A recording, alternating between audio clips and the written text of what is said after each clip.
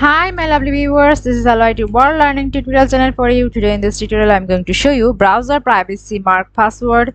Use a primary password in Mozilla Firefox. So for this case we will go to the Mozilla Firefox that I have been pinned in my taskbar here and go to the three bar icon. Click here, enter the settings option, go to the privacy and security because we will work with the Mozilla Firefox privacy and security. So scrolling and we will get the password. See, so we want use a primary password marking. So click here or select here.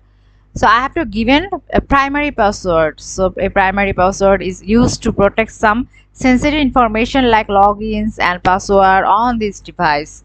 So if we want to any kinds of laptop or PC devices like that, privacy security, or for this case in this section we can do it easily. So if we create a primary password, you will be asked to enter it once per session when Firefox retrieves set information protected by the password.